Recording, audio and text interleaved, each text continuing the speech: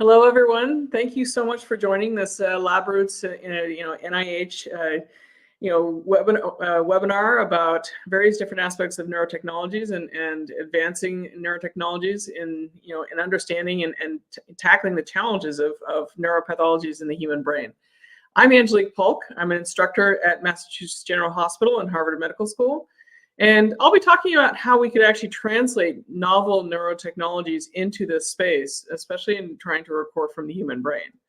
And the reason why we do this, and why we actually go through a lot of this hard work, is that the latest technologies to record just brain activity in general has increased, their spatial resolution has increased substantially over especially the past 15 years.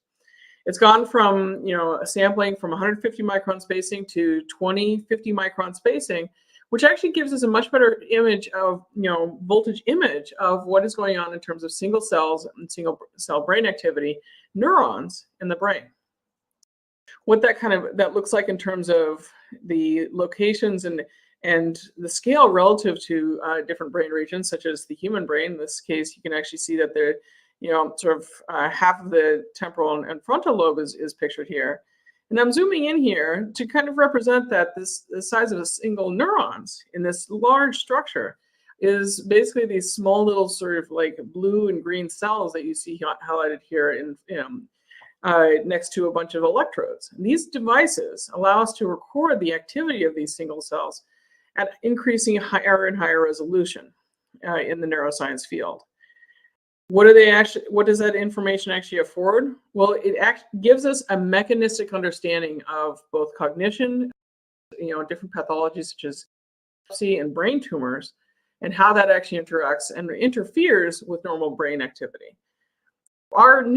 These new technologies therefore exceed the previous capabilities and can further advance and make significant advances.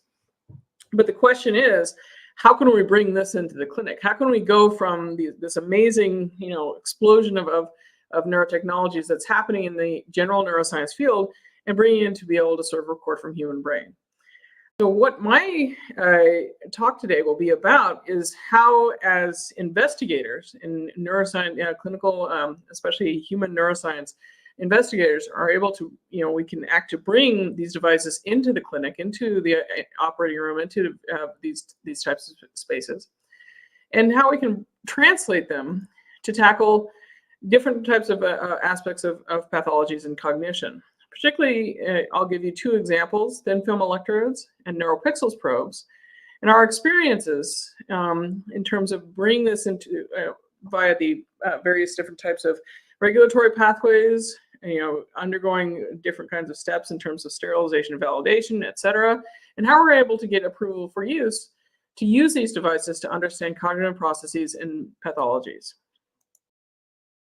Because really the state of the art of neurotechnology to record from the human brain is honestly, a lot of it is still actually stuck in the 1950s. We are still using large platinum electrodes in the clinical space to be able to sample neural activity, to look at epilepsy, look at seizures, look at different aspects of tumor neuroscience. But the neuroscientific field has advanced in terms of in non-human models, such as in mice, et cetera, to be able to give us much better image of what's going on in terms of single cells and their ongoing activity.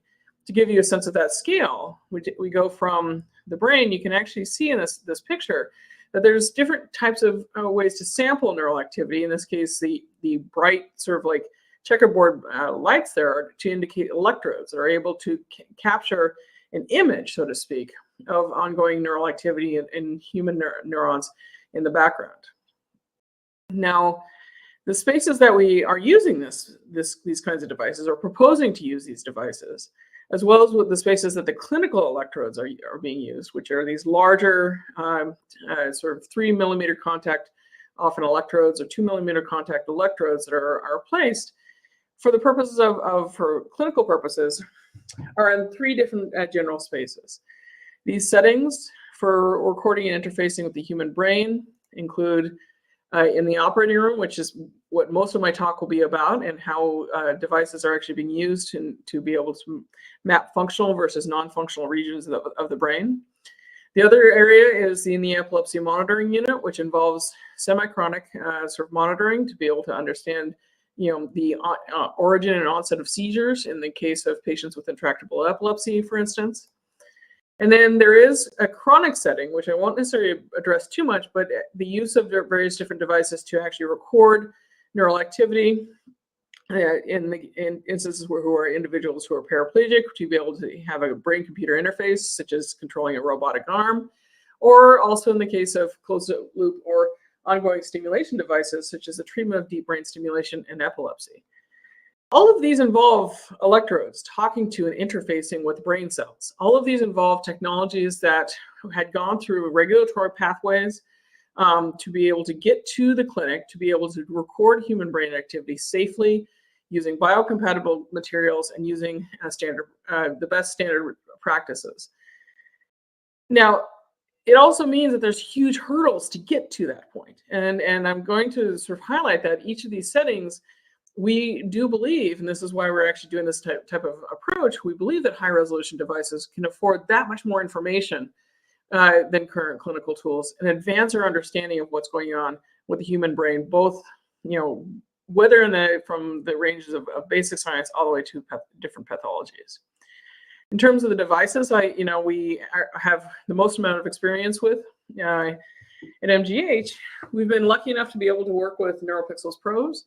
We're one of the first groups to be able to use them to record human brain activity, now actually 4 years ago, and sample high-resolution activity of the scale of single neurons in the human brain with a fantastic team members to be able to make this happen. These probes are silicon, so therefore they actually have a lot of high resolution sampling across the probes, which is represented by the little checkerboard right there. Now, what have we done with them so far? So, us and another group have been looking at a lot of amazing aspects of how our brains encode speech, how we actually are able to understand and produce speech, such as like in terms of like actual producing speech sounds, or various aspects of syllables and speech production. This kind of data has been critical for understanding how sort of semantic processing, different aspects of complex aspects of cognitive function, executive function, etc.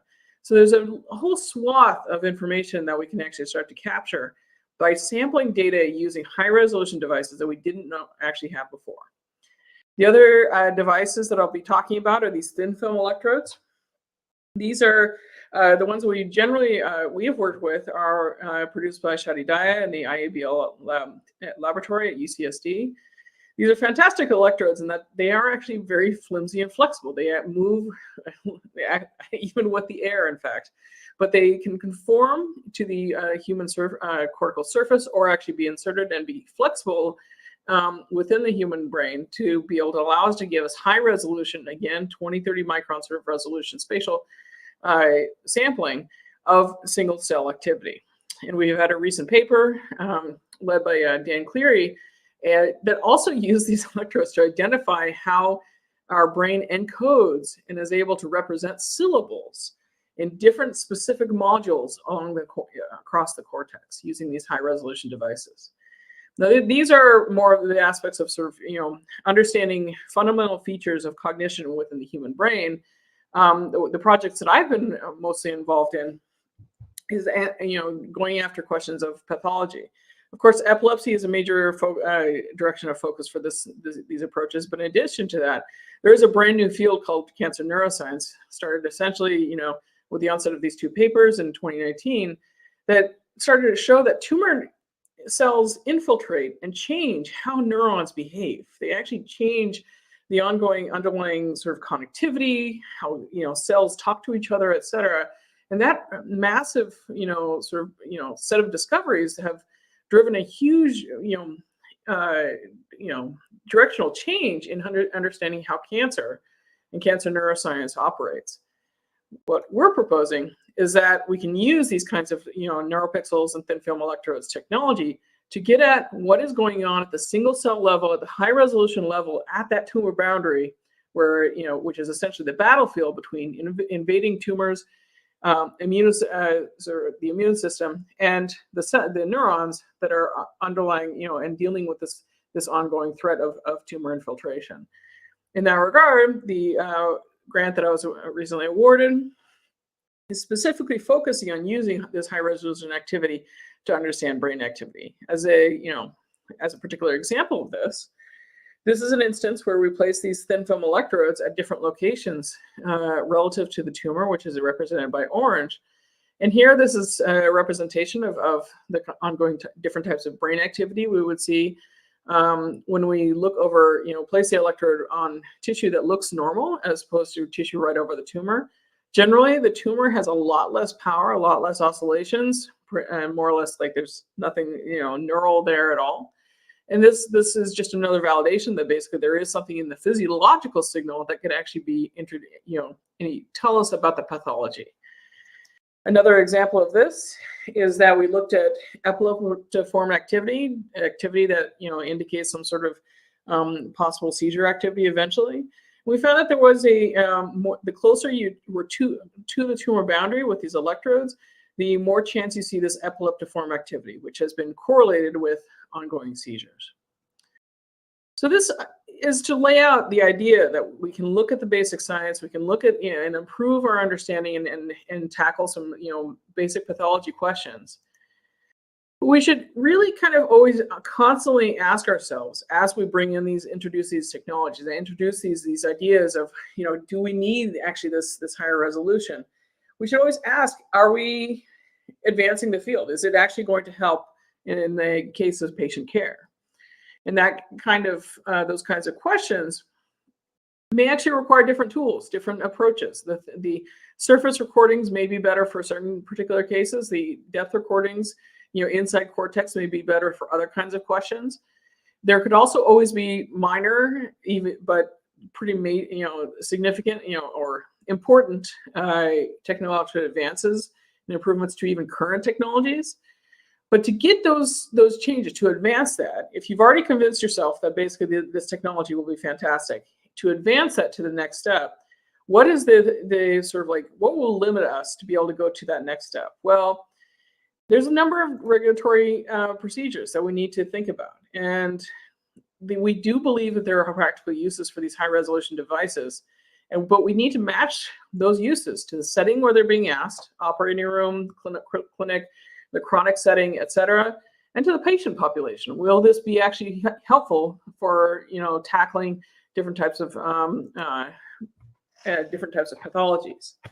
There are always ethical questions that we should be constantly asking ourselves. Are we moving something forward that is going to be biocompatible, that will be safe to use, that even with various edits we can actually make useful in this space? And we always have to ask, is it a true advance, or is it the same thing that we've done before?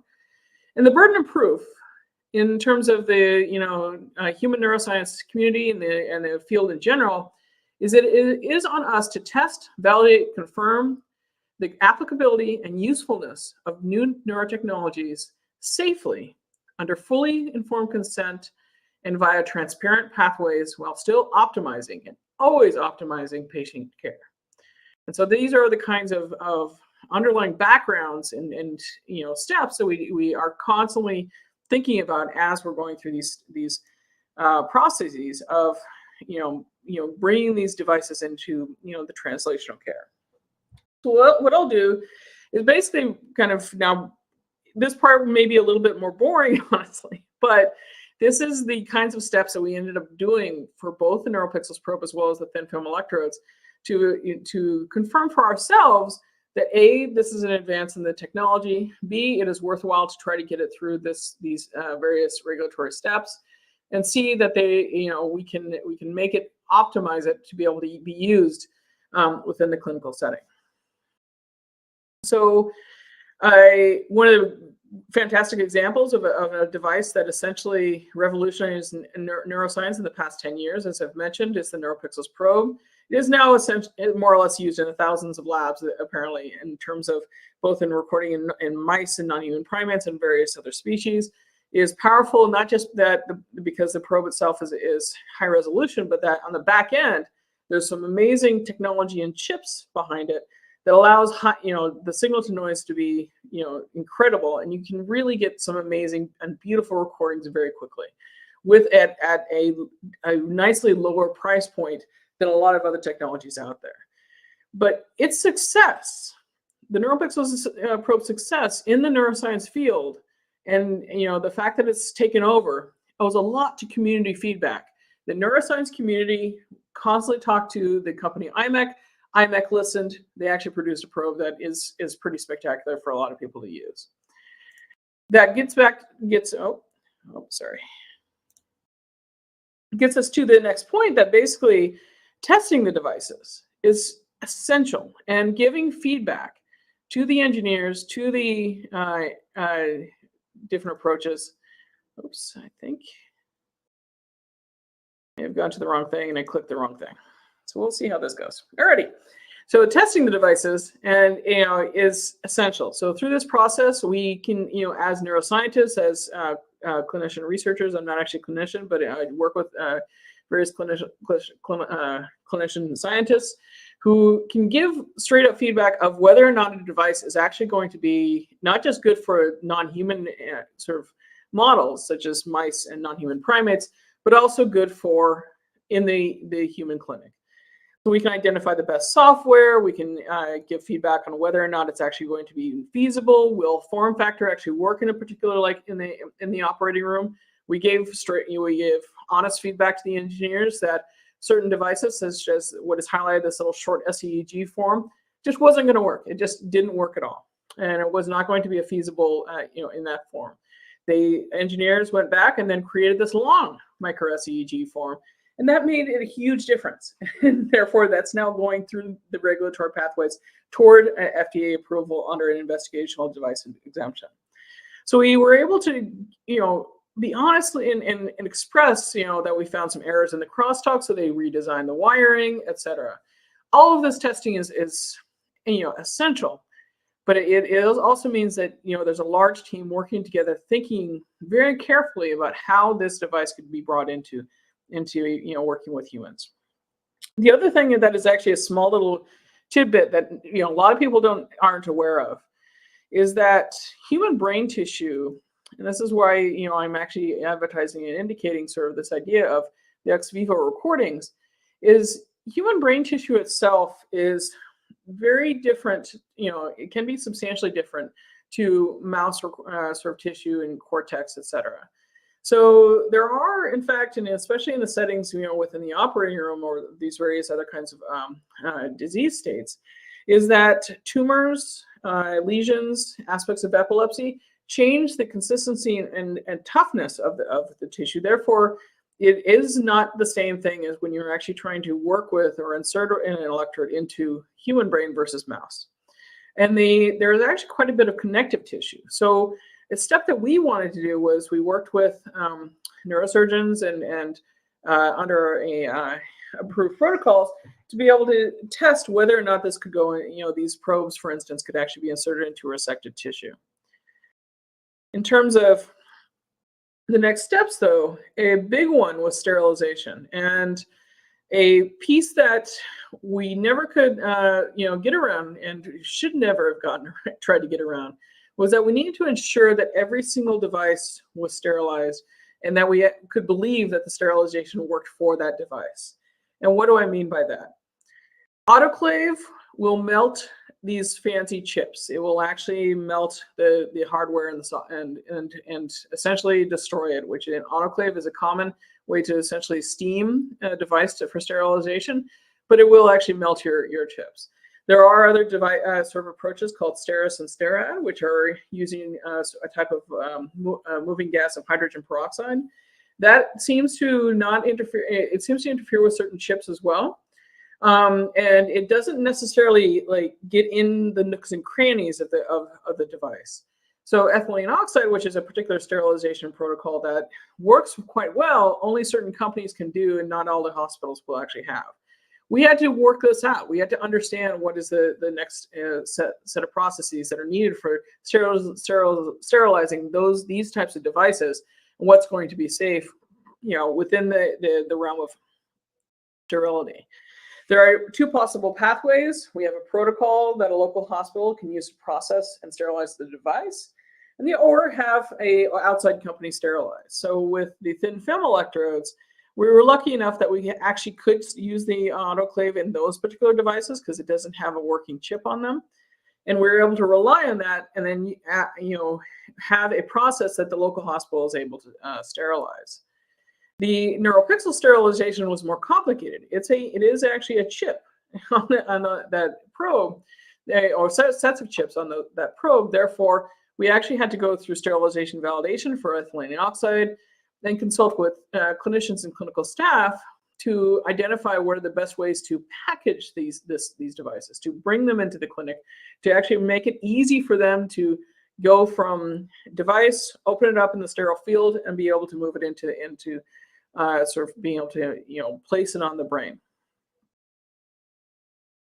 And sterilization validation, and this step is something that a lot of people don't really think about, and this is one of the a really important step though, is that there is this whole aspect which I kind of hinted at, was that some sterilization pathways may not really sterilize the device, other ones do, and so in this to validate that, the FDA or various other outside companies may actually require something that which is called sterilization validation, where a good number of devices are sent in their current form factors and packaging to a company, that they will apply bacteria or scrape the devices or otherwise destroy the devices to confirm that a particular sterilization approach fully sterilizes the devices, so that basically nothing will grow on it after it's sterilized. It can be expensive, and it is a lengthy process, but it is worth it to at least do it once for you if you have a stable form factor. Granted, if you change the device too often, or each new change to the device, such as a change in surface area, which is where bacteria can grow, can require another round of validation. And I will point this out, that this is separate from biocompatibility testing, which is a whole other sort of pipeline, is also very expensive. And part of the reason why usually it's just companies that are doing this. But you get to a point that you've identified that this electrode or device, et cetera, is actually fantastic, and B, you want to be able to sort of run through it and work with it in the clinic. You've identified the sterilization pipeline. It is fully validated. What do you do next? Well, what I'm going to go through pretty quickly here now is basically a couple of the different ways that we went through and got regulatory approvals to be able to use this device under fully informed consent from patients in the operating room. Now, this varies depending on if you are represented by an academic institution or a company, varies with your local IRB, and can be in and out of order in terms of the steps I'm describing. And you should always think about whether or not this crosses the line into a clinical trial. Is it a test of the device and its efficacy? Or is it actually you want to be able to examine the neurophysiology of a particular sort of brain region in a procedure? So with regard to the local institutional review board, your IRB, we wrote up and created and also amended an IRB protocol based on feedback, identifying why it's cutting edge and why it should be brought into the OR. Have instructions for use, sterilization details, biocompatibility details if present, as well as the process involves back and forth discussions with the IRB about the devices or the investigation that you're actually undergoing. It is always worthwhile to get advice and talk with people who have done this for years, as the language and knowledge of the institutional policies is absolutely key.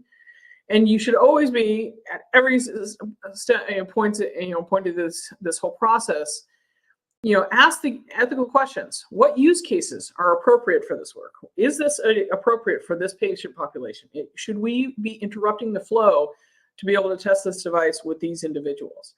That should always be asked up front. Your IRB will be asking that. You shouldn't have this a high level of justification and belief that it actually works for you. You should also always be asking, like, how long should a patient be being consider whether or not they want to participate in a particular study. That also is an important piece of the puzzle of understanding what your flow through is. Now, in terms of the IRB acts and is mandated to be able to sort of act as the local proxy for identifying if a particular device or a use of the device is actually non-significant risk or not. Now, at the same time, there is actually a different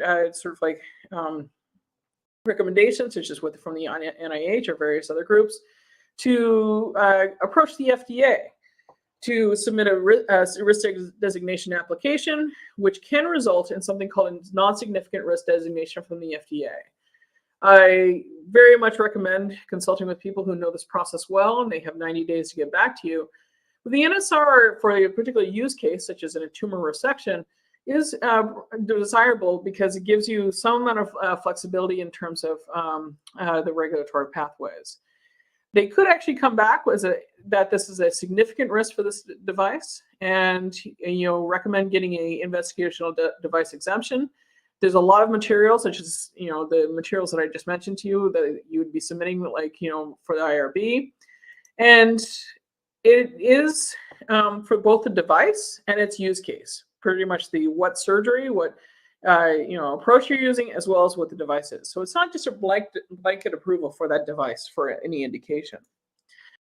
It's the stages involve approval for use in those certain use cases, and as well as following the FDA instructions. And if you're a company, you're able to get 510(k) approval, but again, generally for those specific use cases. Now, we have been lucky enough to, from this essentially 10-year journey of using the thin film electrodes as well as the NeuroPixels probes, we've been lucky enough and put through a lot of work with a larger team to be able to get FDA approval on a couple of the different devices. And our colleagues in San Diego got IDE approval for the thin film electrodes, and there's various thin film electrodes that are already FDA approved.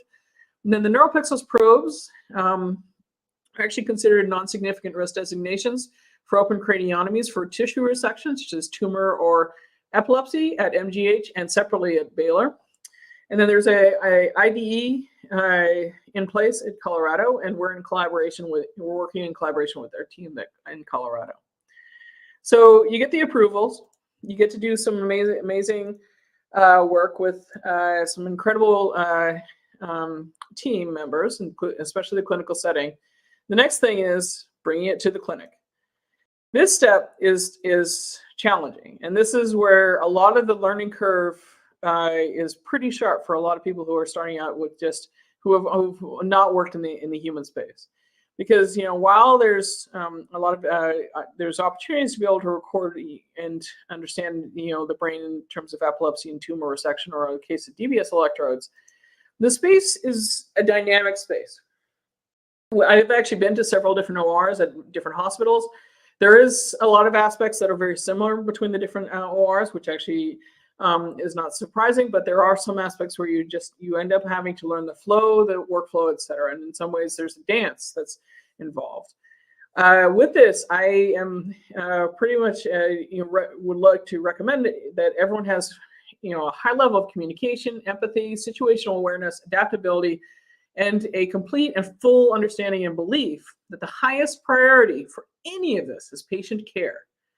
Patients and their care is the highest priority over any of the research work we're doing in this space. And so in that regard, and I instill this with anyone that I work with, that we need to be aware that we need to get out of there if we are, if there's anything that's challenging or going on challenging clinically, and we want to make certain that we are not in the way of any aspect of the clinical care with working with these in this setting. In that space, and in terms of electrophysiology, I'll start to wrap up pretty quick here, but basically recording neural activity in the operating room is challenging. It's an entirely new dynamic, and you have to move around the sterile field. I have developed a very healthy fear of anything blue at this point in time, because that is considered sterile in this space. But when you actually get a chance to be able to record human brain activity, it is humbling, awe-inspiring, and an incredible experience in itself. So what I went through, and as I outlined, and just not going to dwell too much long on the last step, which is documentation. We document quite a bit of the data, but these slides will be shared And so a lot of these steps are more or less just kind of, they'll be highlighted, and because it's recorded, people are maybe able to go back and see it. But basically, we do a lot of documentation to be able to sort of do a safety testings or safety reports, such as this paper where we're able to identify that we had no adverse events, in this case for thin film electrodes, across 82 patients. So the summary is that there are a lot of steps. It's a lot of work to bring this into sort of human brain activity recordings. But I wanted to actually leave with a message that this work involves a mix of identifying practical limitations, learning more about regulatory and best practices, thinking creatively about working with these limitations, testing and experimentation in multiple species, problem solving, communication with widely disparate teams with very different backgrounds, from engineers to scientists to clinicians, etc. Learning more about the culture of these scientific and clinical fields, and brainstorming with various teams to produce safe and ethical solutions. We also especially get to work with incredible participants, patient participants, while trying to improve the technology used to better understand the human brain. We also share this information widely, in terms of, we even share both the data, as well as we're able to share a Nature, had a Nature Protocols paper detailing our experiences, with an incredible team of members who have made this possible, of going through this really harrowing pathway of getting approvals. And I want to finish by thanking everyone, and there's always many more people to thank, but always the first and foremost is I always want to thank the patients who participated in the studies. They have made this journey, amazing, but also on top of that, the hope is that we were able to help improve their lives in the future. Thank you.